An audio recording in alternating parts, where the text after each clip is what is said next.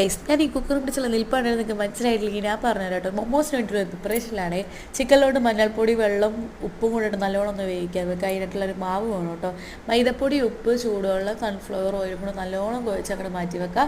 ഫില്ലിങ്ങിനായിട്ട് സവാള, പുതിന, ക്യാരറ്റ്, ഇഞ്ചി വെളുത്തുള്ളി paste, soya sauce, tomato sauce ഇട്ട് നല്ലോണം ഒന്ന് മിക്സ് ചെയ്തെടുക്കുക. പിന്നെ കാശ്മീർ ചില്ലി പൗഡർ, കുരുമുളക് പൊടി കൂടെ ഇട്ട് കൊടുക്കുക കേട്ടോ.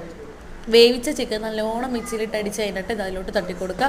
നല്ലോണം കുഴച്ച് മാറ്റി വെക്കുക. പിന്നെ അടുത്തുള്ള പണിയാണ് മക്കളെ, നല്ല ദൈനികമായിട്ടുള്ളൊരു പണി.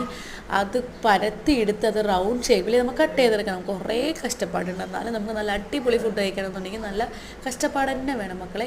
ഇതാ ഞാൻ റൗണ്ട് ഷേപ്പിലൊരു മൂടി വെച്ചിട്ടാട്ടോ ഞാൻ കട്ട് ചെയ്തെടുക്കണം. അതിലോട്ട് നമ്മൾ ഒരു വെളുത്തുള്ളി ഷേപ്പിലോട്ട് മാറ്റിയെടുക്കണം. പണി കഴിഞ്ഞിട്ടില്ല. അത് നല്ല വെളുത്തുള്ളി ഷേപ്പിലായിട്ട് മാറ്റിയെടുത്ത് ഒരു പാത്രത്തിലോട്ട് മാറ്റി വെക്കുക. അതിൽ ജസ്റ്റ് ഒരു ഓയിൽ സ്പ്രെഡ് ചെയ്തിട്ട് വെക്കാട്ടെ, അല്ലെങ്കിൽ ഇതുപോലെ ഒട്ടിപ്പിടിക്കും. പണി കിട്ടിയോണ്ട് പറയാട്ടോ, ഞാൻ ചെയ്യാൻ മറന്നുപോയി. അതുപോലെ തന്നെ നമ്മൾ വെക്കുന്ന പാത്രത്തിൽ ജസ്റ്റ് ഒന്ന് ഓയിൽ സ്പ്രെഡ് ചെയ്ത് കൊടുക്കുക. അല്ലെങ്കിൽ നമുക്ക് എടുക്കാൻ നേരത്ത് ഭയങ്കര ബുദ്ധിമുട്ടായിരിക്കും. ഫില്ലിംഗ് ഒക്കെ പൊട്ടി ഭയങ്കര അലമ്പായിരിക്കും.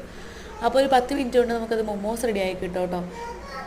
അതിൻ്റെ കൂടെ ഞാൻ മോമോസിൻ്റെ കൂടെ മയോണൈസ് ആട്ടോ കൂടെ കഴിക്കാൻ വേണ്ടിയിട്ട്. പിന്നെ നമുക്ക് കടയിൽ നിന്ന് വാങ്ങിക്കുമ്പോൾ ഇത്രയും ഫില്ലിംഗ് ഉണ്ടാവില്ല. വീട്ടിൽ തന്നെ ഉണ്ടാക്കുമ്പോൾ കുറേ ഫില്ലിംഗ് ഉണ്ടാവും.